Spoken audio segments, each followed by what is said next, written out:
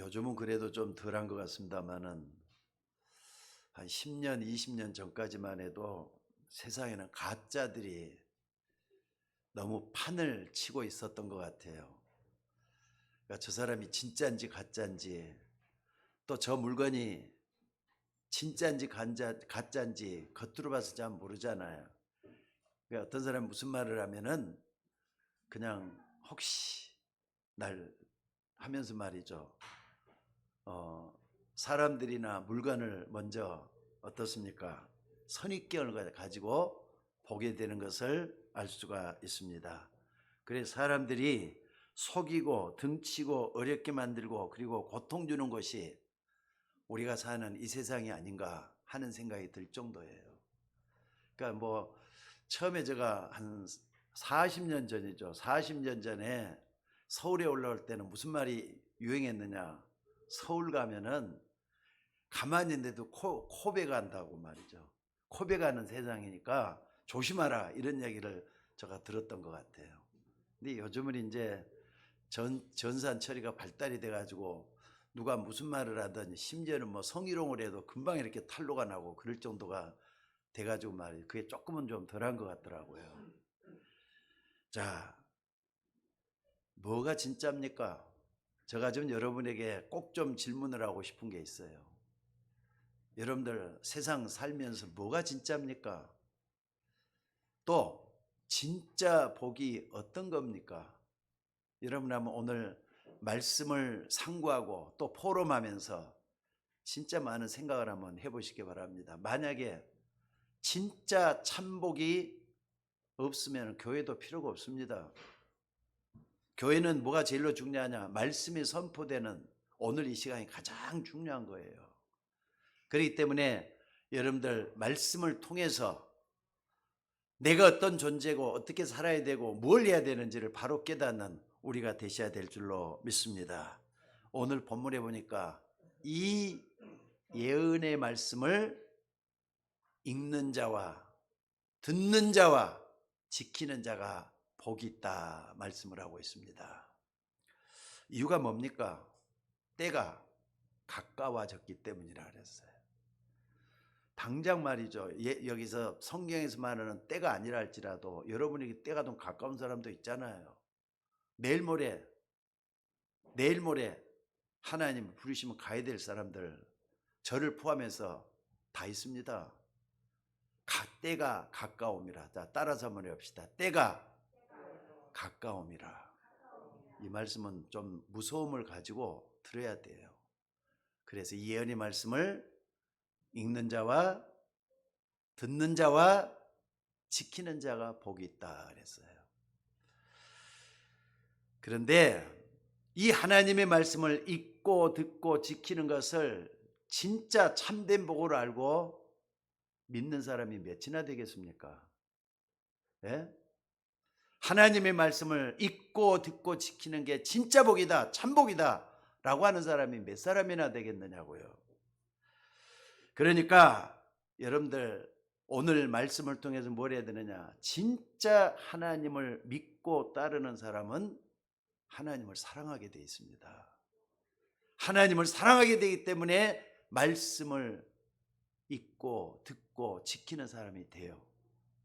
여러분 하나님 사랑하시기를 주의 이름으로 축원합니다.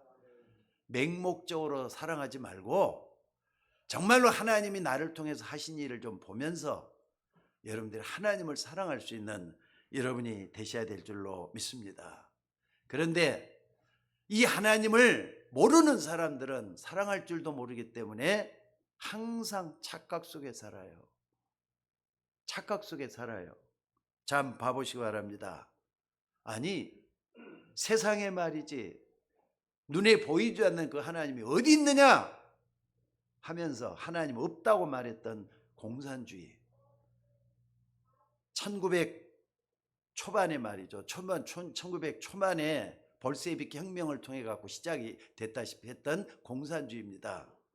자, 그런데 여러분들 19세기 후반 칼막스를 중심으로 해가지고 자본주의 문제점을 들고 일어났던 공산주의지만은 시작한 지 70년 만에 완전히 망했습니다. 소멸되기 시작을 했어요. 게다가 이렇게 유물사가를 중심으로 해서 공산주의 사상이 난립했던 유럽, 이념적인 문제가 조금씩 들어오기 시작을 했는데, 이 유럽에서 하는 얘기가 뭐냐면 지금도 그래요. 아니 지금도 하나님을 믿느냐 이렇게 얘기한답니다. 그러니까는요, 옛날에는 유럽에는 전부 다 기독교 문명이 뿌리를 내리기 시작을 했는데, 기독교 문명이 아니라 이제는 하나님이 없는 이상한 세계로 변하고 있는 게 유럽이에요. 그런데 그렇게 많은 사람들이 하나님이 없다고 아무리 부르짖어도 그런 사람들의 생명을 데려가신 이도 하나님이라는 거 잊지 말아야 될 거예요. 생명의 주관자는 하나님이십니다. 여러분의 살고 죽는 것, 망하고 잘 되는 것, 생사화복을 주관하신 이는 하나님이신 줄로 믿습니다. 이렇게 불신자들은 지금도 그렇지만은 성경에 나와 있는 사람들이 착각으로 믿는 사람들에게까지 혼돈을 줬어요. 적어도 성경에 중요한 믿음의 사람 7명, 그걸 갖다가 렘넌트 7명이라고 하죠. 이 렘넌트 7명은 복음 가진 주의 종들이지만은 이들 주변에는요, 큰 문제들이 다 도사리고 있었습니다. 여러분들, 성경에 복음의 흐름이라는 게 있어요. 근데 복음의 흐름을 반대편으로 그 배경을 찾아보면은요, 얼마나 복잡하고 어려운 문제들이 복음 가진 사람들을 괴롭혔는지 모릅니다. 아니 봐보세요, 요셉. 근데 요셉만 생각하지 뭐 요셉의 형들도 생각해 봐야 돼. 요셉이 꿈 얘기를 좀 했다고 말이죠. 막 미워하기 시작하잖아요. 그래서 때가 되면은 저 요셉을 없애버릴 것이다 했는데, 없애는 것을 결국은 못하고 어떻게 했느냐, 저 미디안 상인한테 팔아버려요. 애굽으로 가면 미디안 상인에게 팔아버려요. 형이 동생을 인신매매했다 이 말입니다. 또 바로왕이 애굽에서 이스라엘 백성들이 어마어마하게 늘어나기 시작했어요. 종으로 있던 이스라엘 백성들이 막 그냥 일어나니까 모세가 태어나던 그때 남자 어린아이들 다 죽여버리라고, 죽여버리면 된다고 이렇게 착각을 했어요. 그런데 여러분들, 세상을 마음대로 주물거려 했던 바로왕이라고 해도 세상은 왕의 생각대로 되지를 않았습니다. 노예 백성인 이스라엘 백성도 죽이려고 했지만은 이상하게 자꾸 늘어났다 이 말이에요. 여러분들 기억하셔야 돼요. 여러분들이 태어나는 것도 여러분 마음대로 태어난 게 아니라 하나님의 섭리 속에서 여러분들이 태어났다는 거 잊지 마시기 바랍니다. 더 큰 착각은 뭐냐면요, 바로왕이 복음을 막 비웃어요. 피제사, 무슨 피제사냐 하면서 말이죠, 모세가 자기 백성을 애굽에서 내보내달라고 하니까 이렇게 막 조롱을 하는 거예요. 무슨 피제사, 그게 뭔데 하면서 막 그냥 해요. 여러분들, 지금도 마찬가지입니다. 많은 지식인들 단체들이 예수님이 그리스도다 그러면요, 꺼들떠도 안 보는 사람들 많아요. 복음 얘기를 하면요, 들으려고 생각지도 않는다 이 말입니다. 하나님의 종 바울의 말을 무시하고 저 알렉산드리오가 그냥 진행을 다 했거든요. 바울은 얼마 가다 큰 풍랑을 당할 거니까 가지 말라 이렇게 했는데도 그냥 지나갔어요. 그러다가 유라굴로랑 큰 폭풍을 만났다고 얘기를 했습니다. 여러분들, 바로 그런 것처럼 말이죠, 복음을 무시하고 함부로 자기 인생을 살아가는 사람에게 우한 질고가 닥치면 어떡하시겠습니까? 오늘 본문의 배경에도 말이죠, 지금 사도 요한이 감옥에 있는데, 사실 어떻게 해서 사도 요한이 들어가게 됐느냐 하면은요, 로마가 착각을 했어요. 도미티안 황제 때 저 사도 요한을 잡아 감옥에 보내면 될 거 아니냐, 그럼 정해질 거 아니냐, 이렇게 착각을 했다 이 말입니다. 심지어 많은 기독교인들마저도 착각을 해요. 뭐라고요? 많은 사람들이 아니 왜 기도응답이 없는지 모르겠다고. 하나님의 말씀에는 분명히 약속대로 기도하면 응답을 해준다 그랬는데 왜 나는 기도 응답이 안 되느냐, 이렇게 많은 사람들이 있어요. 자꾸 착각을 한다 이 말입니다. 그리고 이렇게 착각을 하는 건 뭐냐면 다른 짓을 해요. 예수 믿는 사람들이 이렇게 움츠리고 기가 죽어 있는 것이다 이 말이에요. 착각입니다 여러분들. 이렇게 많은 성도들이 하나님의 자녀들인데도 불구하고 스스로 안 되는 굴레를 착각 때문에 만들어가고 있다 이 말이에요. 여러분들 기독교인들은요 좀 더 확신 있게 살아가야 돼요. 착각하지 말고 자기 굴레 만들지 말고 좀 확신 있게 살아가야 돼요. 사실 이걸 발견하는 것은 신앙생활하는데 굉장히 중요한 문제일 거예요. 많은 교인들이 이런 부분을 잘 모르고 굴레를 만들어 놓고 거기에 들어가 딴짓을 하고 있다 이 말이에요. 그래서 여러분들은 이 착각을 버리고 이 굴레를 벗어나 하나님이 원하시는 그 은혜 속에 들어가는 여러분들이 되셔야 될 줄로 믿습니다. 어떻게 하면 되는 겁니까? 사도 요한의 길을 따라가면 돼요.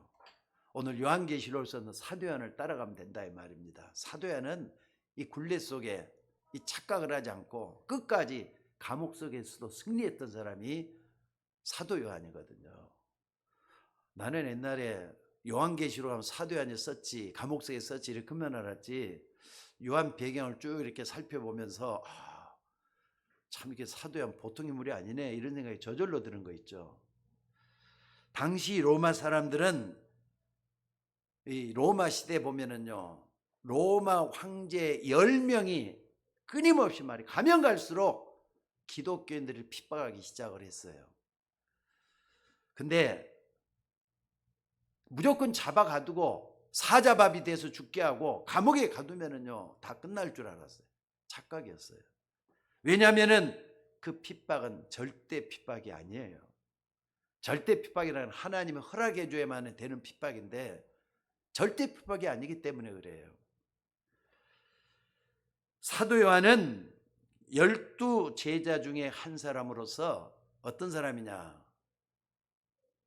12 제자 중에 한 사람으로서 말이죠. 초대교회 예수님이 십자가만 본 게 아니라 부활 사건도 다 경험했던 사람이 사도 요한이잖아요.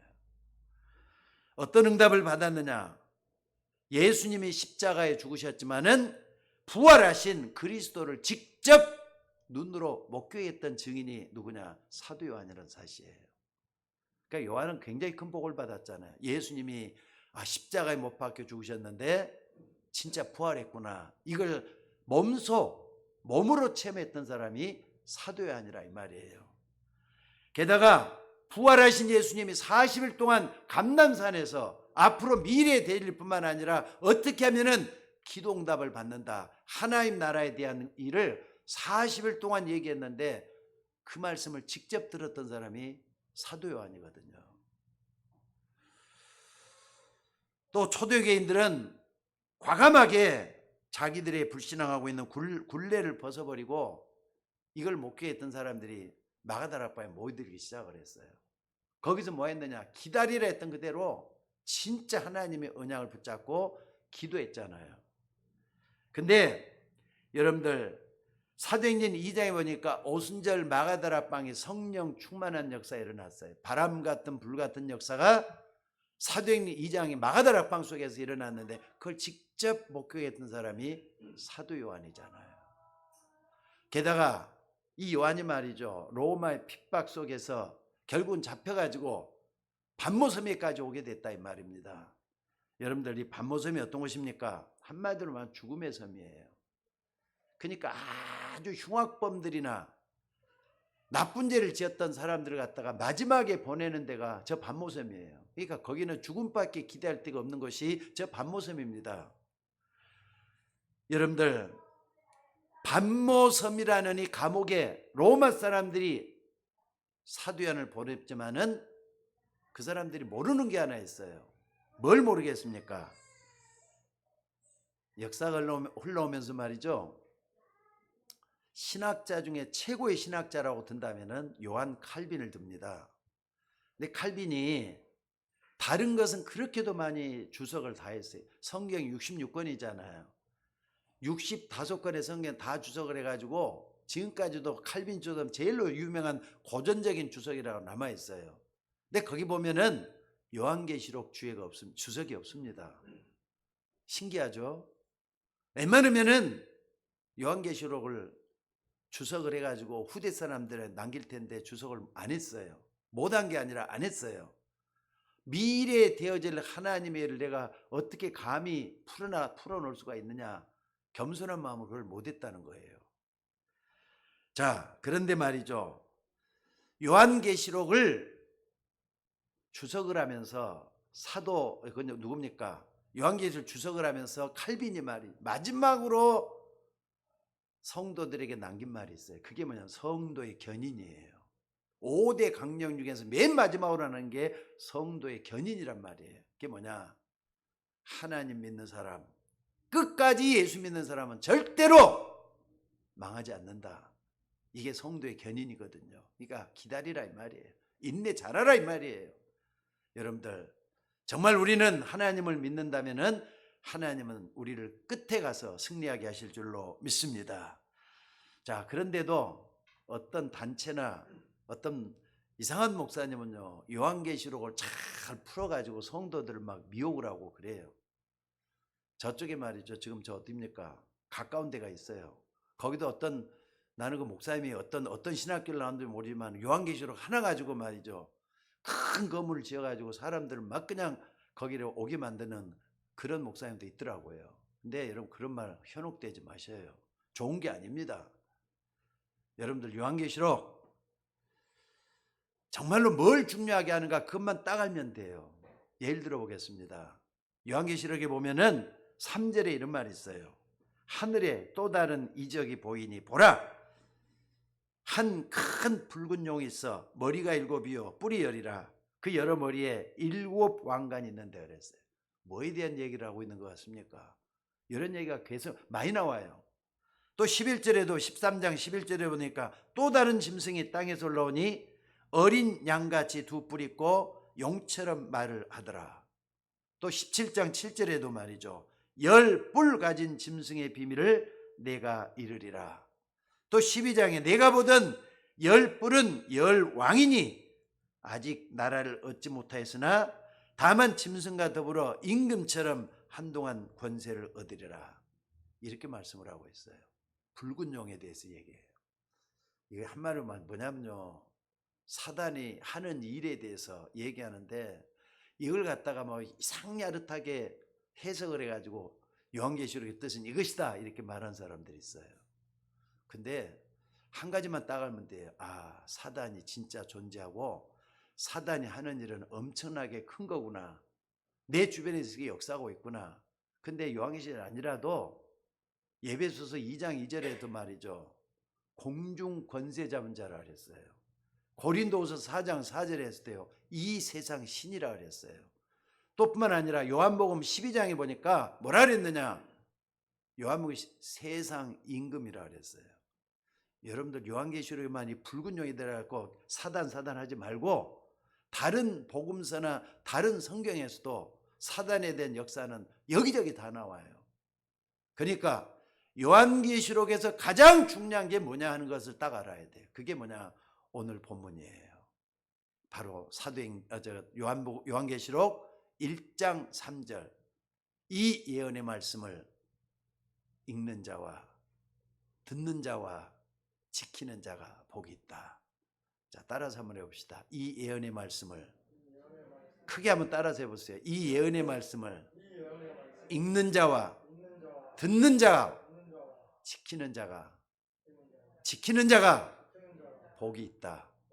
이걸 요한계시록에서 강조하고 있는 거예요. 그러니까는요, 성경 66권은 거의 다 주제가 어디에 있느냐 하면 앞에 다 있어요. 앞에. 그걸 잊지 마시고 요한계시록 전체에서 말이죠. 딱 결론을 붙잡는 여러분이 되셔야 될 줄로 믿습니다. 그리고 요한계시록 14장 13절에도 이 복에 대한 얘기를 하는데 주 안에서 죽는 자가 복이 있다 이렇게 얘기를 해요. 이렇게 요한계시록에는요, 복이 있다는 말이 몇 번이나 나오냐면요, 7번이나 나오는 거 볼 수가 있어요. 근데 신기한 것은요, 요한계시록 복이 있다는 건 전부 다 뭐하고 연결했냐? 그리스도에 초점이 맞춰져 갖고 있어요. 주 안에서 죽는 자는 복이 있다. 또 오늘 읽는 자와 듣는 자와 지키는 자를 했는데, 뭘 읽는, 성경을 읽는다, 그 주제가 뭐예요? 그리스도잖아요. 그리스도에 관한 말씀들이 얘기를 다 하고 있는 거예요. 이게 절대로 우연한 게 아닙니다. 그래서 여러분들이 꼭 좀 기억을 해야 될 게 뭐냐면요, 큰일이 일어날수록 우리는 많은 흑암의 굴레 속으로 빠져들어가요. 그렇잖아요. 하나님하고 점점 멀어지는 것 같고 복잡하고 어려운 그 속에 자꾸 빨려 들어간다고요. 근데 그거 조심하셔야 돼요. 여러분, 믿음의 길을 놓치지 마시기를 주의 이름으로 축원합니다. 우리는 거기서 빠져나올 수 있어야 되는데, 사도 요한은 그 흑암 가운데 가장 중요한 것을 하나님이 요한에게, 감옥에 있는 요한에게 보여줬다는 사실이에요. 사도 요한이 밤무섬으로 유배대에 간 것처럼 보이지만은 하나님은 마지막 일어날 모든 일들을 사도 요한에 다 보여준 거예요. 이런 예언 메시지를 사도 요한이 묵시로 보고 기록한 게 요한계시록입니다. 그러니까 여러분들 요한계시록 할 때는요, 가장 중요한 게 뭔가를 딱 붙잡아야 돼요. 그리고 사단이 마지막까지 어떻게 역사하고 있는가, 이걸 보여주는 게 사단인데, 사단만 역사합니까? 하나님은 가만히 계시는 분 아니잖아요. 그래서 사단이 결국은 멸하게 될 것이란, 지옥에 갇히게 될 것이란 것까지 예언하고 있는 게 요한계시록이라고요. 자, 그렇다면은 여러분들, 사도 요한이 봤던 묵시, 요한계시록, 이걸 사도 요한에게 하나님께서 다 보여줬는데 핍박당해 가지고 감옥에 한 거, 그게 아닌 게 아니잖아요. 밤무섬까지 들어가서 요한계시록을 남겼다는 것이 굉장히 중요한 의미가 있는 것들이에요.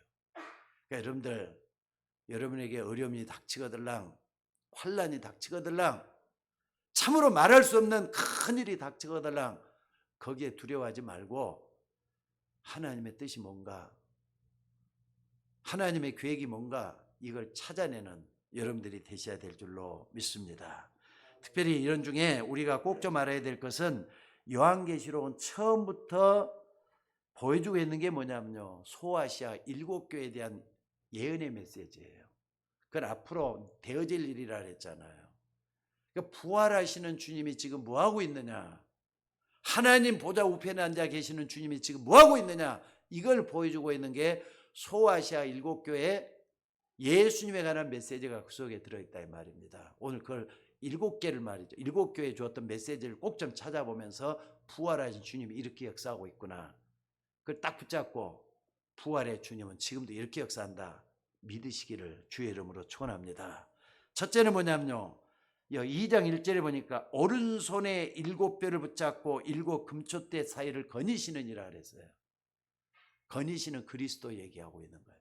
7 금초대 사이를 7뼈를 붙잡고 거니시는 이란 말이에요. 이게 무슨 말입니까? 그리스도께서 7뼈를 붙잡고, 여기서 말한 별들은요, 주의 종들을 상징합니다. 목사님들을 다 상징해요. 주의 종들을 상징해요. 그리고 7 금초대는 뭡니까? 전 세계에 흩어져 있는 교회를 상징해요. 그러니까 교회 속에서 목사님들이 전했던 이 메시지를 전할 때 그리스도는 지금도 붙잡고 보호하고 인도하고 계신다 이 말이에요. 이게 교회를 통해서 하시는 얘기죠. 소아시아 7교회 주신 메시지라 이 말이에요. 자, 그래서 이 사실을 믿고 끝까지 인내하고 기다리는 이런 성도는 결국은 이기게 돼가고 있다라고 하는 게 오늘 메시지입니다. 여러분들, 이 인내란 말을 잘못 알고 오해하면 절대로 안 됩니다.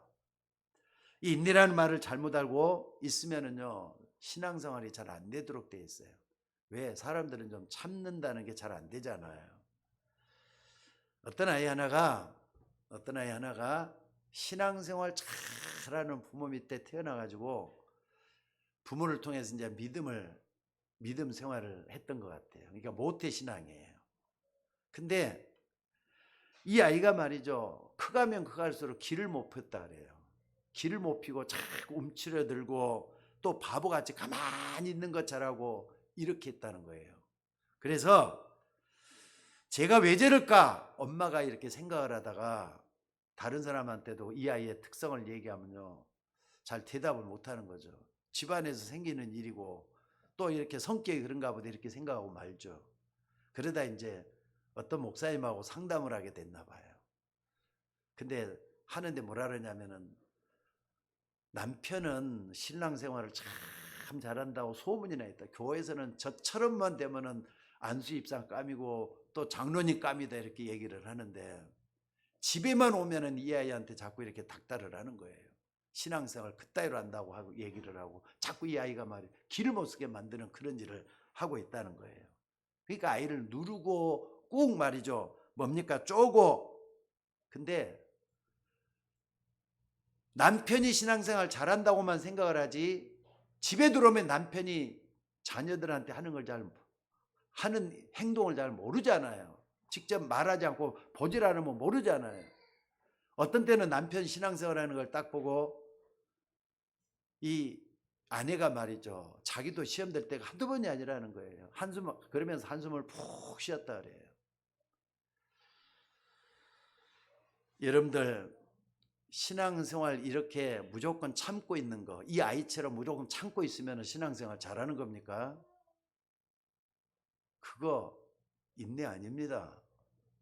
그 아이가 말이죠, 어떤 세계를 경험하지 못했기 때문에 자기 성격 때문에 이렇게 되는 거지 올바른 신앙생활 아니라 이 말이에요. 그럼 여기서 말하는 인내라는 게 대간절 뭐냐 이거죠. 이 인내라는 것은 참 신앙을 가지고, 하나님에 대한 참 신앙을 가지고 그리스도 때문에 기다리고 인내하는 그 믿음의 인내를 얘기하는 거예요. 여러분들 진짜 여러분들이 믿는다면 기다리는 걸 잘해라 그랬잖아요. 그러니까 인내 신앙 꼭 배우셔야 돼요. 그리스도 바라보면서 내가 꼭 해야 될 게 이거구나, 이걸 붙잡는 여러분이 되셔야 될 줄로 믿습니다. 그래서 여러분들 그리스도께서 하나님의 종을 오른손으로 붙잡고 촛대, 다시 말해서 교회 사이로 다니신다 그랬어요. 이것은 부활하셔서 지금도 성령으로 역사하시는 그 주님을 말씀하는 것이라 이 말입니다. 자, 그리고 서마나 교회에 나타나신 그리스도는 뭡니까? 처음이요 마지막이신 그리스도라 그랬어요. 여러분 다 처음 있고 마지막이 다 있잖아요. 여러분 인생도 태어날 때가 처음이에요. 이 땅을 떠날 때가 마지막이에요. 그걸 갖다 뭐라는 생명의 주관자라 그래요. 하나님은 처음을 붙잡고 계셔요. 마지막 나중도 붙잡고 계시는 하나님이라는 거 잊지 마셔야 돼요. 처음이요 나중이신 그 그리스도께서 뭐라 그랬습니까? 그 그리스도께서 우리가 죽도록 충성하라, 그리하면 생명의 면류관을 얻으리라 그랬어요. 하나님 앞에 죽도록 충성하라, 그러면 생명의 면류관을 얻으리라 그랬어요. 여러분 지금 말세기 때문에 사단의 회당이라 그랬잖아요. 사단의 회당, 조직이란 말이에요. 사단의 조직들이 인간의 탈을 쓰고 어떤 조직에 들어가서 꽉 붙잡고 있어요. 여러분들 지금 뭐 김정은이 나이가 몇 살이나 됐습니까? 지금 몇 살이나 됐죠? 김정은이 나이가 한 40대 아직 넘었습니까? 40이에요. 근데 그 저 김정은이 같은 사람이 배우의 역사는 영이 없다고 보십니까? 만약에 그가 권력을 잡질 않았으면 저렇게 되질 않았을 거예요. 근데 권력을 딱 붙잡으면서 흑암이 딱 덮쳤다는 거 잊지 마셔야 돼. 나는 그렇게 보고 있습니다. 그러니까 말이죠, 사람을 뭐 그냥 뭐 파리 목숨 같이 알고 저렇게 죽이는 거 보통을 알고 있잖아요. 아니 자기 고모부 장성택을 기관 단총으로 두두두두 쏴서 말이죠, 가루를 대서 막 죽인다는 게 말이나 될 얘기예요. 고모부인데 그것도 장성택을 그래갖고 죽였잖아요. 그리고 얼마나 많은 사람들 그래갖고 죽였는데, 앞으로도 말이죠, 우리나라에 전쟁이 안 일어난 보장도 없기 때문에 나라 놓고 기도 진짜 하셔야 돼요. 그러나 세상에 무슨 일이나 아무것도 염려하지 말라 하는 얘기 오늘 말씀이에요. 왜냐하면 그 주님께서 생명의 면류관을 너에게 줄 것이다. 잊지 마시기를 바랍니다. 그리고 오늘 여러분들 요한계시록 2장 12절에도 버가모 교회에 나타난 그리스도는 뭐라고 했습니까? 좌우에 날선 검을 가지신 이라 그랬어요. 좌우에 날선 검이라 그랬어요.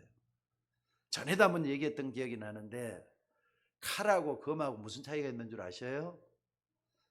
단칼이라 그러잖아요. 단칼에 벤다 할 때 칼은요 한쪽에 날만 있어요. 한쪽 날만 예리해요. 근데 검이라는 것은 그렇다네요. 검이라는 건 이쪽도 날카롭고 저쪽도 날카롭다 이 말이에요. 양날이 딱 이렇게 날카롭게 돼갖고 있는 게 검이라는데요. 근데 이 검을 가지고 휘두르면은요 어디든지 그냥 마음대로 예리하게 찌를 수가 있잖아요. 예리하게 말이죠 벨 수가 있잖아요. 날선 검을 가진 그리스도라 그랬어요. 그 말은 무슨 말입니까?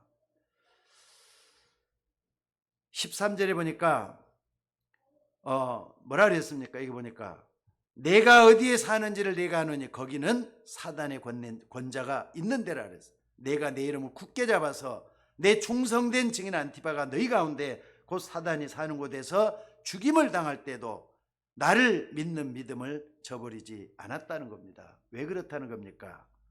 양쪽 나를 가진 그리스도께서 여러분과 함께 하시면서 어떤 경우라도 그 성도를 지키겠다는 거잖아요. 순교해서 죽었다 할지라도 영혼은 하나님 앞에 있는 거예요.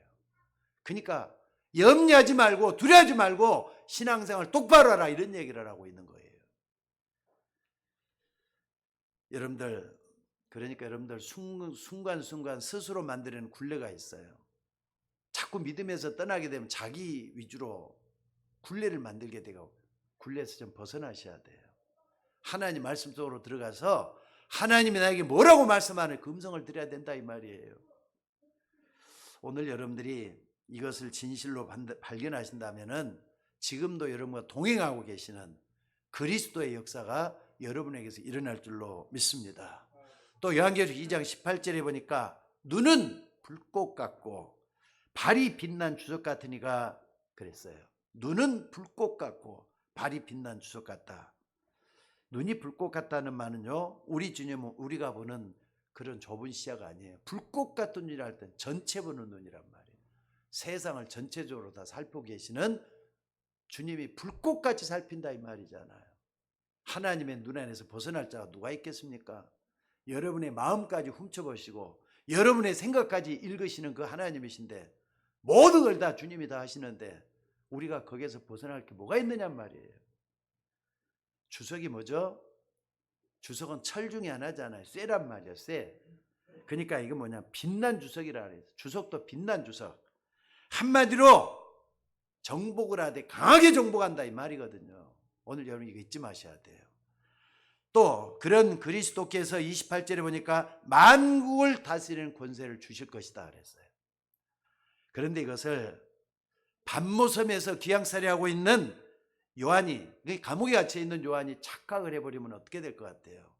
이런 부분을 전혀 못 받는 것이잖아요. 그러니까 반모섬에서 외롭게 어둠 속에서 그냥 죽어가야 돼요. 근데 불꽃 같은 눈으로 나를 지키시는 하나님 이걸 발견했다. 굉장한 거죠. 그럼 거기 소망이 있을 거 아닙니까? 희망이 있을 거 아닙니까? 여러분들 빛이 들어오면은요 아무리 무서운 어둠이라 할때라도 다 도망가게 돼 있다는 걸 믿으시기 바랍니다. 예수님은 빛이에요. 믿습니까? 나는 세상의 빛이니 나를 따르는 자는 어둠에 다니지 아니하고 생명의 빛을 얻으리라 그랬어요. 여러분들이 빛이 된다 이 말이에요. 여러분들이 세상을 밝히는 빛이 된다 이 말이에요. 또 요한계시록 3장 1절에 보니까 7영과 7별을 가진 이가 말씀하셨다 그랬어요. 일곱이라는 건 성경에서는 완전수를 나타낸대요. 그러니까 천사 하나님이 뭡니까? 창조하신 천사들이 완벽하게 이 땅을 다 예수님을 통해서 다스리고 있다고 그랬어요. 7영이라 그랬어요. 그게 천사들 얘기하는 겁니다. 그리고 7별이라는 것은 이 땅에 있는 주의 종들을 얘기하는 거예요. 자, 그렇다면 오늘 여러분들이 이 기사 한번 봐봅시다. 하나님이 주의 종들을 동원해서 분명히 주의 천사들을 이용을 하시고 주의 종들을, 성도들을 다 붙잡고 있으니까 여러분들 걱정하지 말라고 하는 그런 뜻이에요. 또 요한계시록 3장 7절에 보니까 열면 닫을 사람이 없고 닫으면 열 사람이 없는 다윗의 열쇠를 가지신 이가 이렇게 말씀했다고 했습니다. 내가 인내 말씀을 지킨 내 이름을 생명책에서 절대로 지우지 아니할 것이다. 여러분들 한 번 구원받으면 영원히 구원받은 여러분들인데 여러분의 이름이 생명록책에 기록되어 있다는 걸 믿으시기 바랍니다. 아멘 해보세요. 여러분의 이름이 하늘 생명록책에 기록되어 있다니까. 근데 인내로서 끝까지 믿는 그런 믿음이 필요하다, 이런 말씀에서 이 말씀을 하시는 것 같아요. 그러니까 여러분들 큰 불안 속에서 우리 주님은 요한에게 이런 것들을 다 보여주시잖아요. 그러니까 요한은요, 설령 감옥 속에서 죽었다 할지라도 편안하게 죽었을 것 같아요. 이런 사실이 핍박 시대에 많은 사람에게 증거되기 시작을 했대요. 그러니까 말이죠, 초대교회 때는 어떻게 하느냐, 사자밥이 돼서 다 죽었다잖아요, 기독교인들이. 근데 네로 황제가 그랬다지 않습니까? 네로 황제가, 아니 기독교인들이 죽는 모습을 보면 사자밥이 돼갖고 죽으면은 겁에 떨고 불안에 떨고 그래갖고 죽어야 되는데 죽는 사람들마다 얼굴에는 평안이 있더래요. 웃으면서 죽더래요. 그래서 그 신하들한테 물어봤다 그러잖아요. 아니 쟤들이 죽어가면서 왜 저렇게 웃고 있냐? 왜 저렇게 얼굴이 평안한 빛이 있느냐? 그러면서 물어봤다잖아요. 그럴 수밖에 없잖아요. 주님이 이들과 함께하는 것이 증거로 나타났으니까. 여러분들 그리스도가 여러분과 함께하면 평안을 주신다 그랬어요. 내가 주는 평안은 세상이 주는 것 같지 않다 그랬어요. 그 평안으로 여러분들이 힘을 얻는 우리가 되셔야 될 줄로 믿습니다. 자, 그리고 마지막으로 여기 뭐라 그랬느냐, 3장 14절에 보니까 창조의 기본이신 이가 뭐라 그랬다 그랬습니까? 흰옷을 입으라 그랬어요. 흰옷을 입으라고. 이 말이 무슨 말이냐, 우리의 영적 신분을 바꾸라는 거예요. 구원받았으면은 이미 신분이 바뀌어졌으니까 흰옷을 입은 거예요. 여러분들, 흰옷을 입은 사람은 누가 뭐래도 흰옷 입은 구원받은 하나님의 사람들이 돼 있다, 이 얘기를 하고 있는 겁니다. 그러니까 영안을 열어서 전 세계를 볼 수 있는 그런 눈을 가지라. 그 다음에 안약을 발라서 눈을 열어보라. 그 말이 바로 그 말이에요.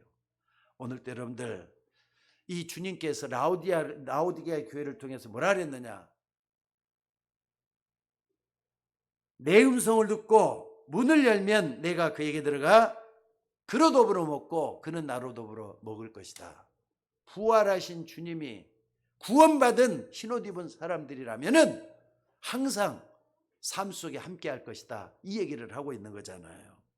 사실 우리가 요한복음 3장 20절은요 영접할 때마다 써먹는 성구잖아요. 또 이 말씀을 붙잡고 우리가 구원받고 하나님 자녀가 됐잖아요. 그것만이 아니라 기도하는 시간에 이 말씀을 항상 붙들어야 될 필요가 있어요. 그로 더불어 먹고 그는 나로 더불어 먹으리라. 여러분, 예수님 지금도 살아계셔요. 부활하셔 지금도 역사하고 계셔요.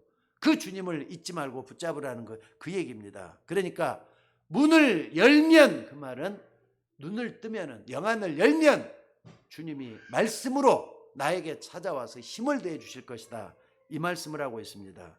여러분들 분명히 우리 주님은 함께 하시는 줄로 믿습니다. 그렇기 때문에 여러분들이 스스로 굴레를 만들어 가지고 여러분의 세계를 만들지 말고 말씀이 나를 지배하고 나를 이끌어갈 수 있도록 모든 걸 내려놓는 우리 모두가 되셔야 될 줄로 믿습니다.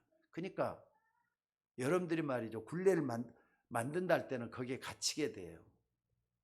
갇혀 있게 되면 어떻게 되죠? 그 속에서 내 생각대로 살아야 돼요. 하나님 그렇게 하는 걸 원치 않는다, 이 말이에요. 여러분은 요한이 밤모섬에 갇혀 있는 것이 아닌 것처럼 영원히 응답받을 수 있는 한 시대를 내다보는 축복의 현장에 요한이 있었구나, 이걸 깨닫고요. 말씀이 여러분의 굴레 속에다 찾아오셔서 여러분을 자유케 하시고 축복해 주신다는 걸 믿으시기 바랍니다. 자, 마지막으로 우리는 자고 일어나면 복잡한 주변 환경에 빠져들게 됩니다. 환경 영향을 제일 많이 받잖아요. 거기는 사람도, 가장 가까운 사람도 있고 또 여러 가지 문제 사건들도 자꾸 찾아들어요. 나도 모르게 또 내가 알게 환경에 영향을 받고 눈에 보이는 것에 빠져들게 된다, 이 말입니다. 그래서 여러분들, 환경의 영향 때문에 뭘 해야 되느냐? 무시기도하라고 하는 거예요. 무시로 성령 안에서 기도하라고 하는 거예요. 환경에 빠져들지 말라고. 여러분들 24 기도만 정말 하는 그 비밀을 배운다면요, 환경 때문에 문제될 게 하나도 없다는 걸 잊지 마시기 바랍니다. 그래서 정말 여러분들이 24시 기도가 생활화될 수 있기를 바라요. 요게 되면은요, 시간 낭비가 안 돼요. 그리고 뭐가 가장 귀중하다 느껴지느냐? 정말로 귀중하다고 느껴지는 게 무시기도 하는 거라는 게 느껴질 거. 아, 무시기도가 이거구나. 맛만 좀 봤으면 좋겠어요. 기도 진짜 하는 사람 있어요. 그러니까 기도가 응답이 안 되죠. 기도 진짜 하는 사람은요, 정의식기도도 할 수밖에 없게 되고요. 무시기도 하게 되면 뭐합니까?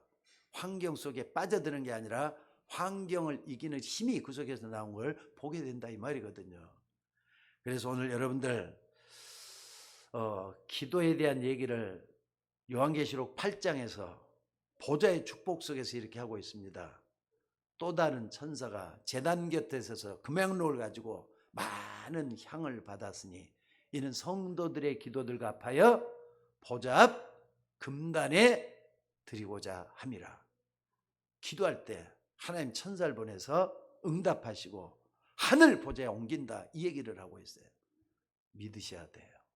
기도할 때 일어나는 일 믿으셔야 돼요. 이걸 보좌의 축복이라고 합니다. 하나님은 보좌를 움직여서 여러분의 기도가 응답되도록 만드신다, 이 말이거든요. 이것은 성경에서 여기만 나온, 요한계시록에 나온 게 아니고 구약 성경부터 신약까지 쫙 깔려져 갖고 있어요. 보좌 축복들이. 그러니까는 옛날에 우리는 기도를 너무 안 했을 때는요, 이 보좌의 축복이 뭐가 뭔지도 몰랐어요. 근데 이게 이제 말이죠, 기도에 대한 새로운 발견들이 일어나면서 보좌의 축복들, 천사들이 기도할 때마다 나를 돕고 있구나, 이거 깨닫는 사람은 기도가 재밌어요. 기도를 체험할 수밖에 없게 돼요. 아, 기도할 때 이런 일이 났구나 하면서 하게 돼요. 한 예를 들어보겠습니다. 아까 핍박시대 얘기를 했는데 베드로가 말이죠, 감옥에 갇혀갖고 있어요. 근데 야고보 같은 사람은요, 목에 잘려갖고 죽여요. 목이 잘려갖고 죽었다니까요. 그때 교회가 어떻게 했느냐? 하나님 앞에 간절히 기도했다 그랬어요. 그러니까 성도들이, 초대교회에 모였던 성도들이 기도하기 시작을 했다니까요. 진짜 말씀을 붙잡고 기도하기 시작을 했어요. 그랬는데 나중에 어떤 일이 일어났느냐? 아니, 감옥에 있던 베드로가, 지금 앞에는 지키는 사람들이 있잖아요. 지키는 사람들이 있는데 잠자고 있어요. 잠자고 있는데 천사가 일어나가지고 베드로를 일어나라 그래요. 그러니까 부시시 깨가지고 일어나가지고 뭐 하는지, 뭐야, 눈만 뻐끔뻐끔 뜨면서 이게 뭐야 그렇게 하고 있는데 일어나서 가라는 거예요. 가는데 문이 샥 열려요.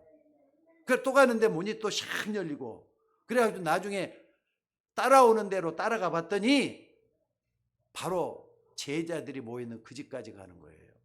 그러니까 그 집 종이 말이죠, 딱 이렇게 문 앞에서 문을 두르고 있는 사람이 베드로를 딱 알아보고는 베드로가 왔다 이렇게 하니까 말이죠, 문 열지도 않고 들어가서 막 그냥 얘기를 하는 거예요. 그랬더니 제자들, 그럼 아니 지금 베드로가 어디 있는데, 감옥에 있는데 여기 있다는 게 무슨 말이냐 그러니까 진짜 베드로라고 하니까, 아니 그럼 베드로가 아니고 베드로의 천사들인가 보다 이렇게 얘기를 해요. 근데 베드로가 진짜 맞잖아요. 하나님께서 기적으로 감옥에서 빼냈다 그랬어요. 그리고 또 뭐라 그랬습니까? 나중에 제일 끝에 보니까 말이죠. 헤롯 왕에게 벌레가 물려서 죽겠다 그랬어요. 벌레는 무슨 일인지, 밖에서 들어온 벌레인지 안에서 일하는 벌레인지 모르겠어요. 기생충인지는 모르겠어요. 다만 헤롯의 목숨을 하나님이 가져갔다는 게 틀림없이 나와요. 그러니까 핍박자를 죽게 만들고 정말로 하나님 앞에 서 있는 제자들을 발걸음을 인도해 가지고 하나님 일하게 하시는 하나님이었다 이 말. 거기에 누가 했느냐? 주의 사자가 친히 헤롯이 벌레 물려 죽었다 그랬어요. 주의 사자가 베드로를 인도해 가지고 인도해 갔다 그랬어요. 저는 이 사실을 믿습니다. 오늘 여러분들이 정말 이거 안다면 초대가 뭘 했다고요? 베드로는 감옥에 갇혔고 암담한 그 가운데 있어서도 그들이 계속해서 하나님을 바라보면서 믿음으로 기도했던 역사가 이렇게 일어났다는 말이거든요. 오늘 여러분들이 그 축복을 누릴 수 있는 여러분이 되시기를 바랍니다. 그러기 위해서는 먼저 영적인 눈이 열려야 돼요. 영안을 열고 하나님의 역사를 밝혀볼 수 있는 여러분이 되셔야 될 줄로 믿습니다. 사람들은 지금도 복을 말하면 오복을 많이 얘기를 해요. 근데 뭐 여러 가지 변형된 벽이 많이 나오지만은 진짜 옛날 책에서 말하는 오복은 5개가 있습니다. 하나는 뭐냐? 오래오래 잘 사는 걸 얘기해요. 오래 살면은 복이래요. 근데 어떤 노인들은 오래 사는 게 아니라 빨리 내 목숨 좀 데려갔으면 좋겠다는 사람도 있어요. 그러니까 수라는 것도 말이죠. 적당한 하나님 때가 되면 데려가는 것도 괜찮은 것 같아요. 또 부라 그랬어요. 부유하게 잘 살고 돈 많은 복이다 그랬어요. 강령, 우환 없이 평안하게 사는 거 강령이라 그래요. 또 고종명이라 그랬어요. 하늘의 뜻을 다하면서 사는 거. 하나님의 말씀대로 사는 것도 또 강령이라고 말할 수 있지, 고종명이라고 말하지 않겠어요? 근데 옛날 우리 고대 사람들이 얘기한 거니까 하늘의 뜻, 이건 선한 것들을 따라서 사는 걸 얘기하는 것일 것 같아요. 그리고 나머지 유호덕이라 그랬어요. 덕을 좋아하고 덕을 행하면서 사는 거. 호인같이 살고 착한 일 많이 하는 거 얘기하겠죠. 근데 이것은 다 세상 사람들이 말하는 복입니다. 근데 오늘 뭐라 그랬습니까? 이 예언의 말씀을 읽는 자와 듣는 자와 지키는 자가 복이 있다 그랬어요. 이게 진짜 참비도 아니겠어요? 이 속에 모든 게 다 포함되어 있잖아요. 안 그렇습니까? 이 5가지 옛날 사람들이 얘기했지만은 하나님의 말씀 속에 모든 복이 다 포함되어 갖고 있다 이 말이에요. 그러니까 여러분들 하나님 말씀에 대해서는 경계를 넘어서서는 안 돼요. 겸손할 줄 알아야 되고요. 이 말씀 앞에 두려움도 가지고 말씀을 봐야 돼요. 그래서 말씀의 인도를 받는 여러분들이 있다면 성령 인도를 받게 되는 거예요. 능력도 하나님 주신 능력으로 힘을 얻는 여러분이 될 줄로 믿습니다. 그래서 사도 바울은 지금 밤모섬에 갇혀 있지만은 최고의 응답을 받은 것처럼 여러분이 지금도 뭔가에 갇혀 있든지 간에 그 어둠의 굴레 속에서도 완전한 자유를 주고 살아서 역사하시는 그 예수님을 말씀을 통해서 만나는 우리 모두가 되어야 될 줄로 믿습니다. 그럼 반드시 거기에는 빠져나오는 길이 있고 누리는 길이 있고 함께하는 길이 있다는 것을 믿게 될 줄로 믿습니다.